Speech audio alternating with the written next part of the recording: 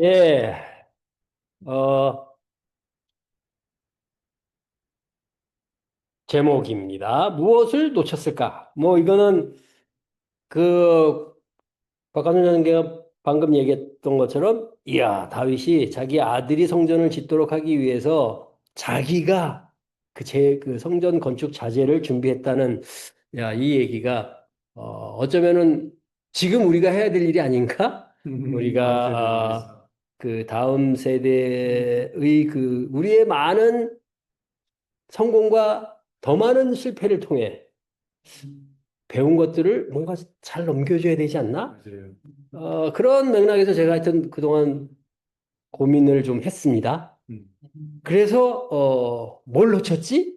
왜 성공도 많이 했지만 더 많은 실패를 하게 됐을까에 대해서 생각을 하면서 오늘, 말씀을 준비해 보았습니다. 네. 아, 이스트만 코닥이라는 회사를 아시나요? 들어본 적이 있으신가요? 네. 네, 저희 여기 계신 분들은 젊었을 때 그 코닥 필름으로 찍은 사진이 제일 선명하게 나왔습니다. 전 세계 그 필름 판매 1위 회사였습니다.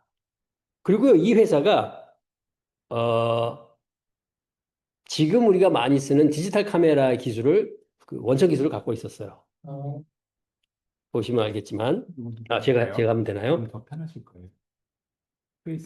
예.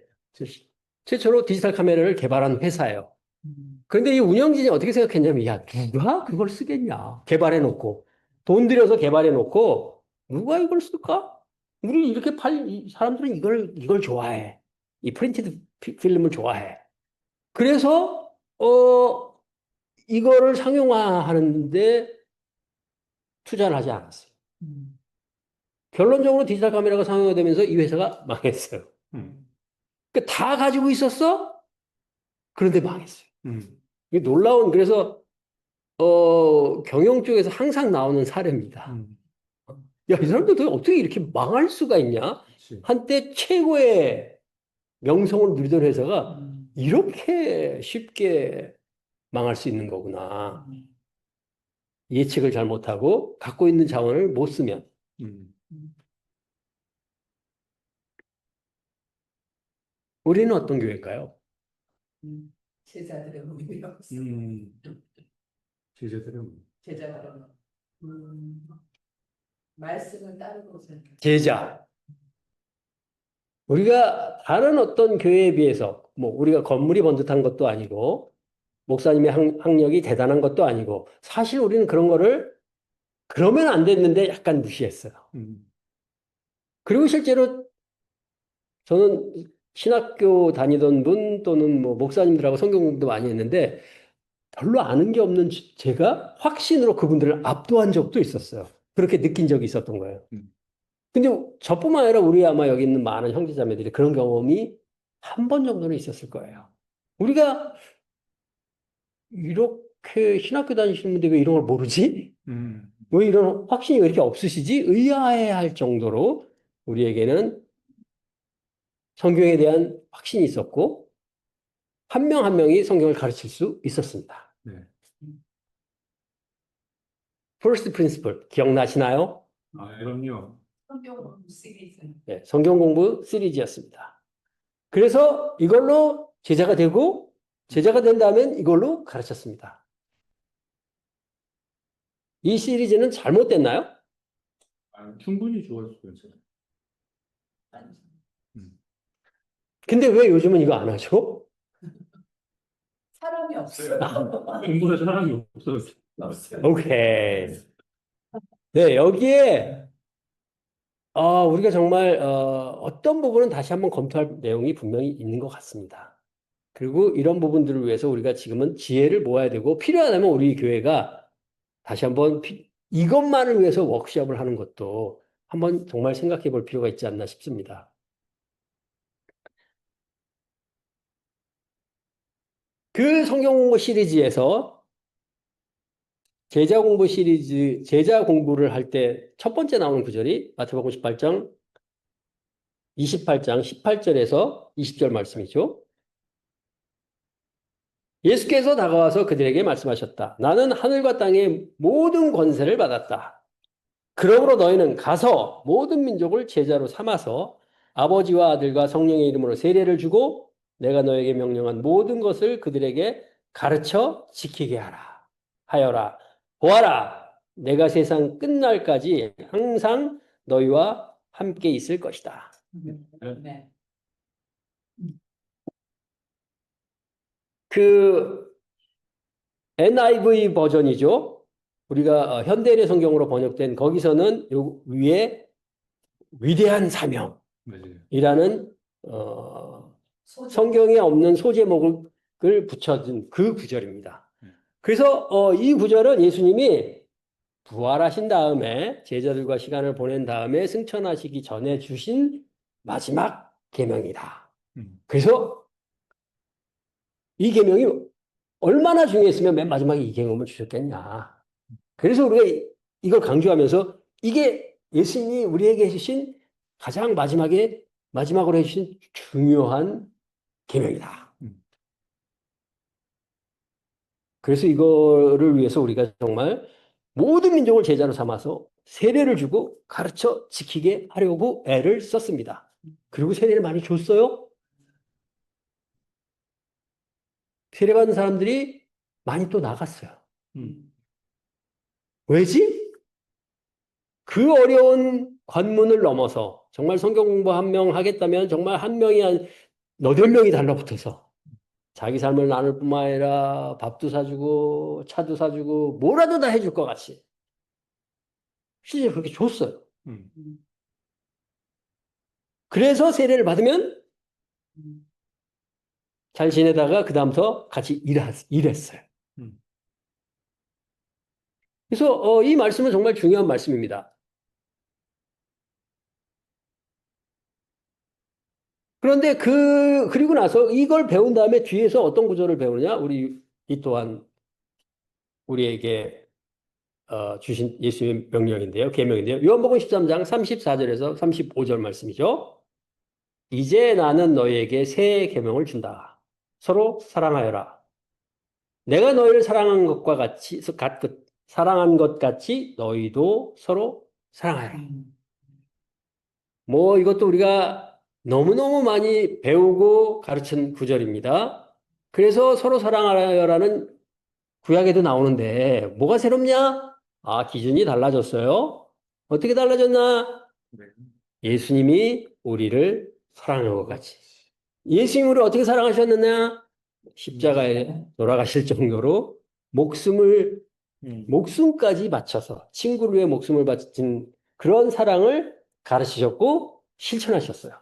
우리가 그런 정도로 서로 사랑하여라 라고 가르치셨습니다. 여러분은 왜 이 교회에 오셨고 어디서 매력을 느껴서 아직까지 계시나요? 제가 기억하는 우리 교회의 모습은 저는 그때 미국에서 LA에서 세례를 받았는데 처음으로 흑인 형제와 허그를 하고 떠듬떠듬하는 영어이지만 그들과 대화를 하면서 야, 이럴 수가 있구나에 대해서 스스로 놀라웠어요. 제가 성경 공부를 하던 시기는 LA 폭동이 일어난 몇 달 후였어요. 그래서 그 당시에 흑인이나 히스패닉에 대해서 한국 사람들이 굉장히 불편한 마음, 좀 미워하는 마음 이런 것들을 갖고 있었을 때예요. 그런데 그때 시내에 있는 호텔에서 모였는데 거기에 온갖 종족의 민족의 사람들이 모여서 서로들 허그하고 뭐 이야기를 나누고 너무 같이 웃고 이런 모습들을 보면서 어떻게 이럴 수 있지? 그래서 야, 이건 정말 뭔가 그전에 내가 알던 그런 교회의 모습과는 정말 다르다. 그리고 아주 솔직하고 진솔한 모습들이 저한테는 큰 영향을 줬어요. 그리고 한국에 왔는데 여기도 그런 모습이 있었어요. 어딜 가나 뭐 미국에 있는 다른 집 뭐 다른 도시에 방문해서 그 교회를 가면 똑같은 모습이었어. 놀라울 정도로 똑같았어. 그래서 야, 이건 진짜 어떻게 이럴 수 있지? 정말 서로 사랑하는 모습이 분명히 이런 모습이겠구나. 이런 것들을 확신할 수 있었습니다. 지금은 어떤가요? 음. 그러려고. 우리 더 허그를 해야 되지 않나요? 네. 어? 우리 더 서로에 대해서 관심을 기울여야 되지 않을까요? 음. 다른 어떤 걸 하기 전에, 야, 정말 내 사랑이 부족하구나. 우리가 이런 정도로 사랑해야 되는데, 우리가 서로 사랑하면, 너희가 서로 사랑하면 모든 사람이 그것으로서 너희가 내 제자인 줄을 알게 될 것이다. 확연히 구별돼서, 아, 이게 맞구나. 이거지. 다시 묻습니다. 우리의 모습을 보고 사람들이 예수님의 제자인지 알까요? 음. 저는 자신 없습니다. 그리고 어느 정도로 자신이 없느냐? 아, 그래서 누구를 데려오기가 좀 부끄러워. 이런 마음이 저에게 있었습니다. 음. 그래서 뭘 했느냐? 변할 때까지 기다렸어요. 누가 변할 때까지? 교회가 변할 때까지. 그러다가 깨달은 거는, 그럼 넌 뭐 하냐? 그치. 그래서 오늘 이 설교를 준비하게 된 겁니다. 그래서 이거는 다시금 옛날에는 자연스러운 모습이었어요.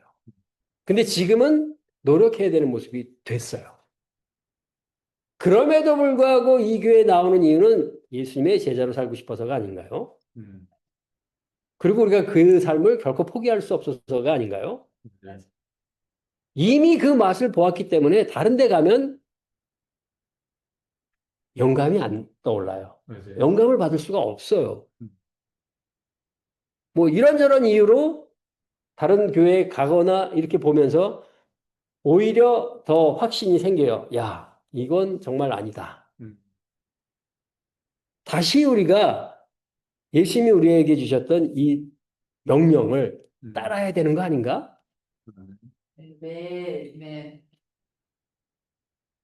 첫 번째 질문입니다. 어느 계명이 더 중요한가요? 마태복음 28장 제자 삼아라. 요한복음 13장 사랑하라. 요한복음 13장 아닐까요? 아까 내 새 계명을 준다라고 하셨어요. 네, 정답은 없어요. 하지만 분명한 건 뭐냐? 우리는 마태복음 28장을 더 중요시 여겼던 것 같아요. 그래서 세례 주는데 너무너무 골몰한 나머지 사랑하는 일이 뒷전으로 물러났던 것 같습니다. 여러분은 모르겠지만 저는 그랬던 것 같아요. 제가 기억나는 아주 부끄러운 사례 중에 하나는 정말 힘들게 월 말이었습니다. 어떤 형제를 세례를 주었어요. 근데 세례를 주고 나서 제 마음이 너무 무거웠어요. 앞으로 저 친구를 어떻게 계속 제자로 사는데 도와줄까? 왜냐하면 그 친구가 계속 제자로 살 거라는 확신이 없었어요. 음. 그래서 그런 마음을 얘기했다가 그날 밤 12시가 넘도록 도전을 받았습니다. 어떻게 그럴 수가 있냐고. 근데 정말 그런 믿음이 없는 친구였어요. 결국 제 믿음 때문인지 그 친구는 얼마 후 떠났어요. 근데 분명한 거는 뭐냐면 그때 자, 세례를 줘야 돼. 열심히 세례 줬어요. 그런데 우리는 알아요. 세례 주고 나서 그 뒷감당도 만만치 않다는 걸. 그래서 세례를 주면서 그 기쁨은 나눴지만 야, 이거 정말 어떻게 계속 뒷감당을 하지? 이런 무게가 저를 짓눌렀던 것 같아요. 그러니까 그런 경험이 있을 정도로 세례 주는 데는 열을 냈어. 하지만 그 친구를 정말 진정으로 사랑하고 더 성장할 수 있도록 돕기 위해서 노력은 했지만 그걸 위해서 최선을 다해야겠다 이런 게 아니라 약간의 제 기준으로 선별도 하고 그랬던 것 같아요. 저는 우리가 놓친 부분이 요한복음 13장이랑이 아닌가라는 생각을 하게 됐습니다. 그리고 이 부분을 빨리 되찾아야겠구나, 되살려야겠구나 네. 라는 생각을 하게 됐습니다. 실제로 마태복음 22장 36절에서 40절 말씀입니다. 선생님, 율법 가운데 어느 계명이 중요합니까? 예수께서 그에게 말씀하셨다. 내 마음을 다하고 내 목숨을 다하고 내 뜻을 다하여 주 너의 하나님을 사랑하여라 하였으니 이것이 가장 중요하고 으뜸 가는 계명이다. 둘째 계명도 이것과 같은데 내 이웃을 내 몸과 같이 사랑하여라 한 것이다. 예수님이 마지막 유언을 남기시기 전에 가장 중요하게 뽑은 것에는 두 가지인데 하나님 사랑해라, 내 이웃을 사랑하라. 음. 제자 만들어라가 없습니다. 음. 물론 사랑하기 때문에 우리가 제자를 삼으려고 했었습니다. 예수님을 사랑하기 때문에 예수님의 명령을 그것도 마지막 유언을 충실히 지키고 싶었었습니다. 그런데 그 마지막 사명이 너무너무 무겁고 거기에 전념하느라고 정작 사랑하는 일을 저는 등한시했던 것 같습니다. 여러분은 어떠신가요? 음.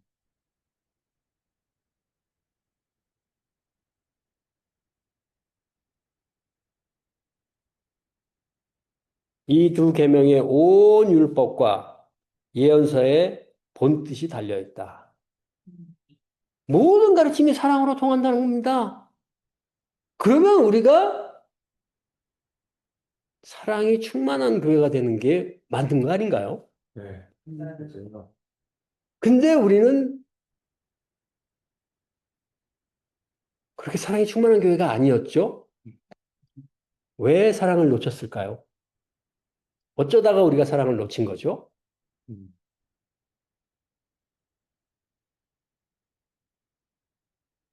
우리가 사명에 짓누린 건 아닌가요?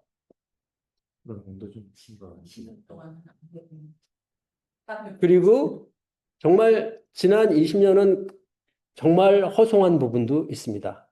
음.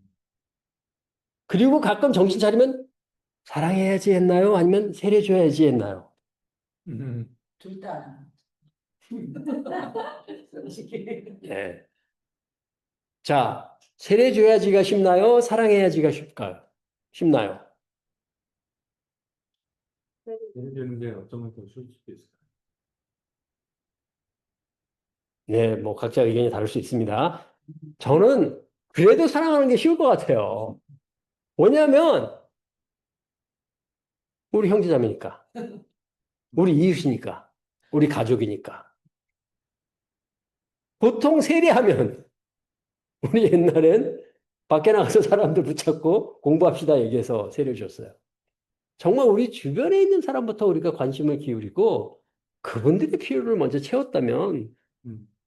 공부하겠다는 사람이 많지 않았을까? 근데 우리는 공부하는 사람을 만들고 싶어 했어요. 세례 주고 싶은 사람만 너무 찾아다녔어. 흉계를 가지고 접근했어요. 사실은 좋은 의도지만 우리 마음속에 그런 게 너무 크게 작용하지 않았나? 이 또한 저는 그랬던 것 같아요. 여러분은 어떠셨나요?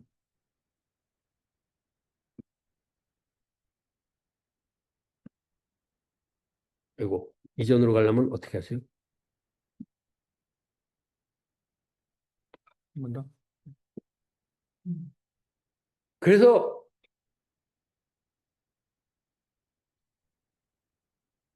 그래서 다시 고민하게 됐습니다.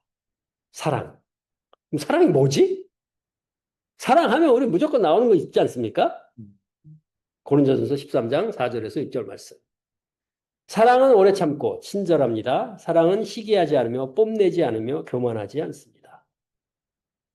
사랑은 무례하지 않으며 자기의 유익을 구하지 않으며 성을 내지 않으며 원한을 품지 않습니다.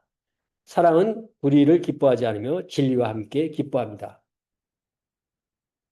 제가 카톡에 올렸던 것처럼 여기 나오는 형용사하고 동사를 나눠보면 15개입니다. 이 15개, 여러분, 하나, 둘, 셋, 그 다음부터는 많다가 됩니다. 4개 이상이면 사람들이 잘 기억을 못 합니다.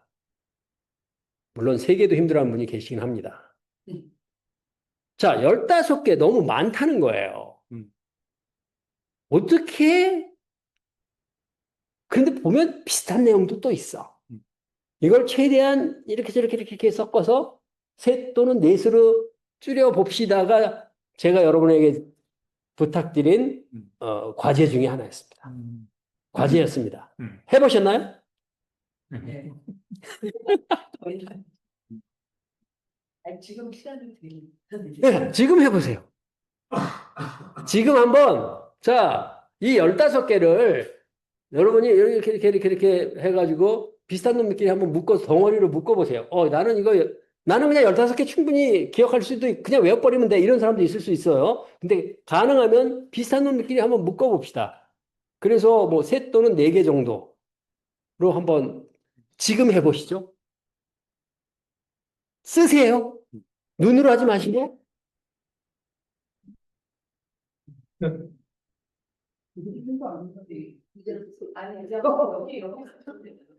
한 스마트폰에 찍으시면 됩니다.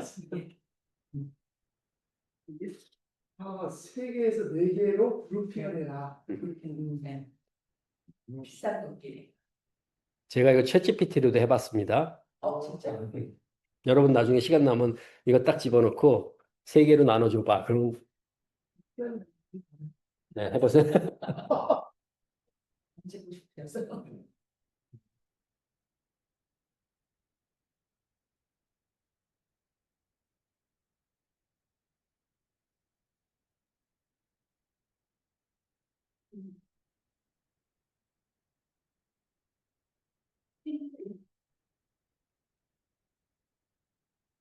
네, 머리 안 쓰시다가 갑자기 쓰시려니까 힘드시죠? 네, 힘들어요.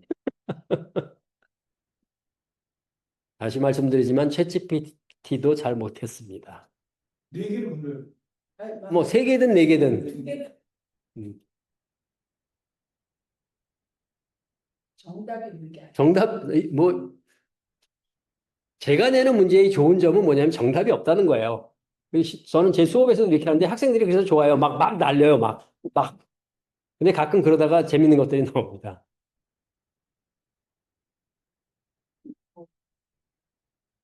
자, 우리 권영준 형 제가 한번 어떻게 나누지? 채찍도 하니까 네. 요즘 잘 이해를 못하는 거죠. 어떤 비슷한 분리로 묶으라는 거죠. 그죠? 그거를 챗GPT가 못하는 거예요. 그게 의미의 세계로 넘어가기 때문에 못하는 겁니다. 예. 채찍 너무 힘이 왔습니다. 땀을 하는 거 같은데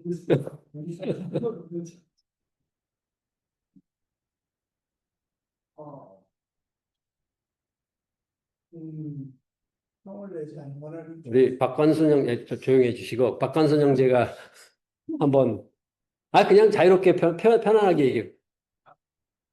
있는 밖에 생각, 어떤 모든 게 있나요? 뭐 위에 줄밖에 못 해갖고 나머지 뭐 해야 될까? 오케이.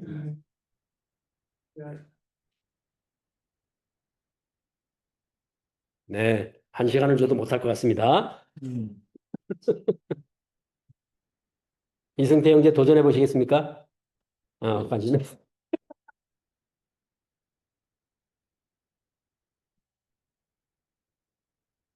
우리 김익현 형제님, 아씨. 여기 GPT가 얘기하기를 음. 사랑은 성품이다. 오래 참고 친절하며 성내지 않으며 장난하지 않으며 버릇없이 행동하지 않으며. 네, 두 번째는 사랑은 자기 부정이다. 경하지 않고 자랑하지 않으며 이기적이지 않고 앞으로를 생각하지 않으며. 세 번째는 사랑은 진리를 따르는 기쁨이다. 우리를 기뻐하지 않고 진리와 함께. 챗GPT를 쓰는 사람에 따라 이 결과도 이렇게 달라집니다.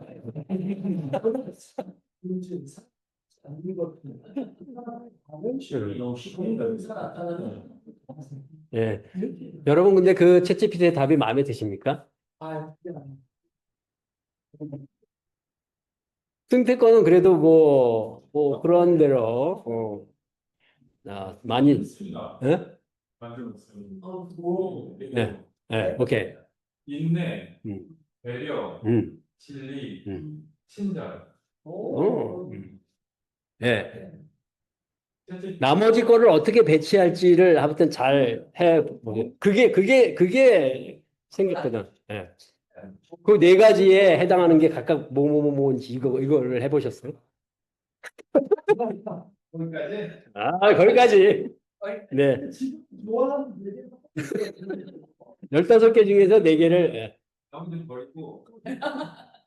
자, 죄송합니다. 여기 오프라인으로 모이신 분들이 이렇게 상호작용할 수 있는데 온라인으로 계신 분들 죄송합니다. 네. 그래서 절대 정답이 아니고 제가 나눠본 것은 이렇습니다. 사랑은 오래 참고 성내지 않고 원한을 품지 않고 모든 것을 덮어주며 모든 것을 견딥니다. 인내와 관련된 구절들입니다. 참고 인내하는 것. 그 다음에 사랑은 친절하고 시기하지 않고 뽐내지 않고 교만하지 않고 무리하지 않고 자기의 유익을 구하지 않습니다. 친절과 관련된 구절들이라고 생각합니다. 사랑은 불의를 기뻐하지 않으며 진리와 함께 기뻐하며 하고 모든 것을 믿으며 모든 것을 바랍니다. 대상. 사랑의 대상은 이렇다라는 거예요. 진리, 방향성, 또 우리가 사실은 오래 참고 친절할 수 있어요. 근데 무엇을 위해? 그 무엇에 해당하는 부분이 이 진리, 또 모든 것, 희망 이런 것들이라는 겁니다. 그렇게 볼 수 있다. 이렇게 생각해 볼 수 있다는 게 그게 저의 생각입니다. 그래서 15개를 생각했을 때는 좀 복잡해 보였는데 정리를 해보면 우선 지향점, 대상, 방향성이 있어야 되는 거고요. 그 안에서 친절하고 오래 참는 거죠. 제가 다시 또 들어봤거든요. 그랬더니 성품과 태도의 중심적으로 나눌 수 없답니다. 그래서 사랑은 오래 참고 사랑은 친절하며 성내지 않으며 버릇없이 행동하지 않으며 잘난 체하지 않으며 그 다음에 자기 중심 거부하는 거. 그 사랑은 이기적이지 않습니다.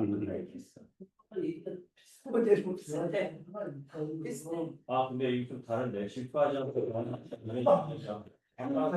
답이 다르게 나왔어요. 네. 사랑은 모든 것을 따릅니다.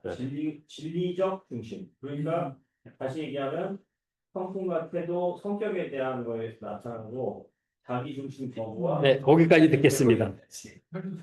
자, 네. 좌우든 그러면서 새삼스럽게 저 자신에게 또다시 묻게 되는 것은 나는 얼마나 인내심이 늘었나? 얼마나 더 잘 참게 됐나? 모든 걸 덮어주려고 하나? 얼마나 친절해졌나?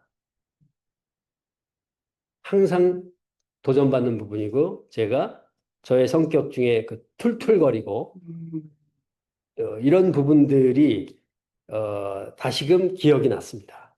그리고 얼마나 진리와 함께 기뻐하고 불의를 기뻐하지 않으며 모든 것을 바라나 하나님께서 해주실 것을 하나하나가 다 부족함을 느끼지 않을 수 없게 하는 그런 말씀들이었습니다.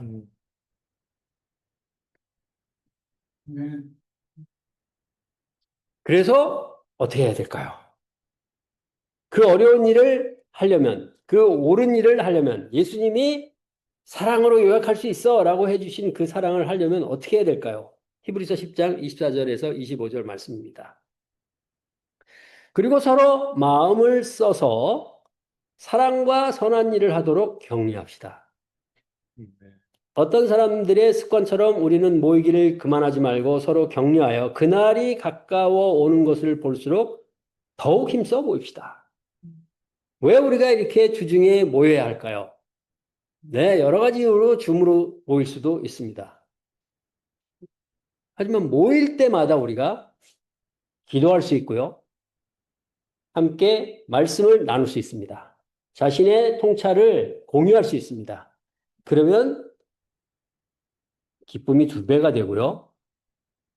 몰랐던 부분 또는 모호했던 부분들이 명료해집니다. 여기 히브리서에 나와 있는 것처럼 우리가 모이는 이유는 마음을 써서 사랑과 선한 일을 하도록 격려하기 위해서입니다. 저는 우리 안에 더 많은 모임이 생겼으면 좋겠습니다. 네. 우리끼리라도 즐겁게 지냈으면 좋겠습니다. 그리고 우리가 그렇게 즐거워하는 것들을 보고 사람들이 쟤들은 뭐냐라고 궁금해하는 정도로 우리가 모여서 친하게 지내야 한다고 생각합니다. 그럴 때 우리가 사람들에게 영향을 줄 수 있지 않을까요? 그저 정말 찬송가 가사처럼 hard fighting soldier. 나는 그 힘써 싸우는 주님의 용사로서만 우리가 살았는데 정말 서로에 대해서 사랑하고 신경 써주는 친구로서 목숨을 던지는 친구를 위해서 목숨을 던지는 것보다 더 큰 사랑이 없다고 예수님 말씀해 주셨는데 우리가 정말 그런 사랑을 이 안에서 실천한다면 다시 우리가 교회로서 예수님의 몸으로서 사람들에게 영향을 줄 수 있지 않을까요? 영감을 줄 수 있지 않을까요?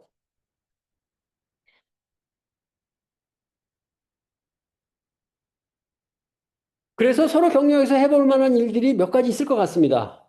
예, 오프라인 주중 모임에 참석하고요. 참석해서 앉아만 있는 게 아니라 허구도 하고 궁금해하고 관심도 가져주고 물어봐주고 그런 일을 우리가 더 많이 해야 하지 않을까요?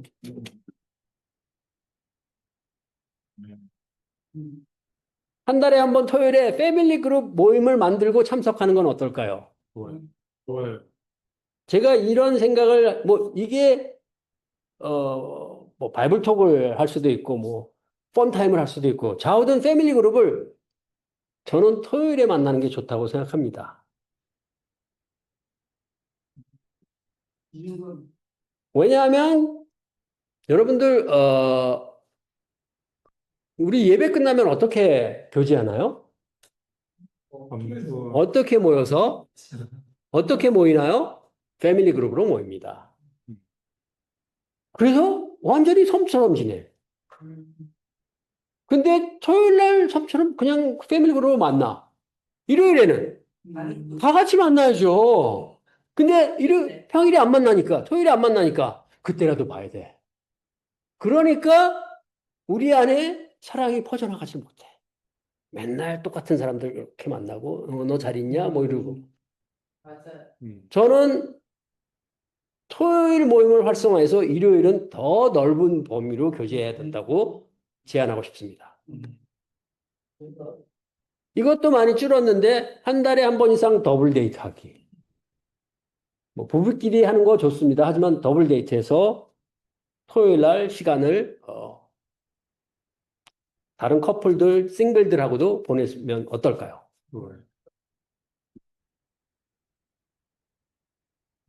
우리 이무정 자매가 해서 지금 벌써 2년인지 3년인지 했는데 매주 화, 금 새벽 6시에 사람들이 모여서 기도합니다. 참 그거를 한 번도 빼놓지 않고 열어주는 이무정 자매 같은 자매가 있습니다. 우리 안에. 그래서 너무 이 자리를 빌어서 다시 한번 감사드리고 기도 모임에 참여해서 말씀도 나누고 잠도 나누고 매번 참석 못해도 가끔씩 우연히 그 전날 커피 늦게 마셔서 일찍 깬 날 참여할 수도 있습니다.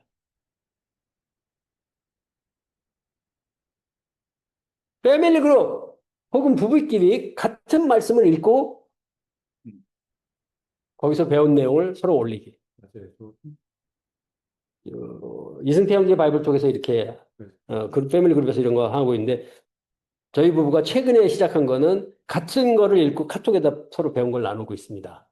뭐 며칠 빼먹은 적도 있긴 했는데 새롭게 우리끼리 뭔가 더 말씀을 통해서 가까워지는 것 같아서 상당히 재밌습니다. 새로운 통찰도 나눌 수 있고 그다음에 더 친밀해지는 것 같습니다. 한번 권하고 싶습니다. 아까 미리 말씀드렸지만 일요일에는 다른 패밀리 그룹 제자들과 교제하는 거. 좋아요. 좋아요. 우리 일요일 날 패밀리 그룹으로 모여 있는 데는 다 눈총을 줍시다. 네. 뭐 매주 일요일에 진짜 정말 패밀리 그룹 일요일 날 패밀리 그룹 모이는 건 한 달에 한 번이다. 뭐 예컨대 이렇게 해서 하면 모를까 매번 그렇게 한다. 뭔가 우리 안에 사랑이 풍성하지 않음을 보여주는 한 방증해 주는 증거로 저는 생각됩니다. 이런 게 잘 되면 사람들을 초대할 수 있을 것 같습니다. 그런 모임에 사람들을 초대하는 이런 방식으로 우리가 다시 한번 우리 안에 사랑을 예수님의 사랑을 기반으로 해서 다시 한번 예수님을 전하고 예수님의 사랑을 전하는 그런 역할을 우리가 해야 되지 않을까 싶습니다. 말씀을 마치면서요. 함께 모이셨을 때 한번 나눠볼까요? 나는 얼마나 친절한 혹은 참을성이 있는 사람인지 어떻게 하면 하나님을 더 사랑할 수 있을지 어떻게 형제자매를 격려할 수 있을지 말씀을 나누시면서 더 가까워지기를 바라며 말씀 마치겠습니다. 네.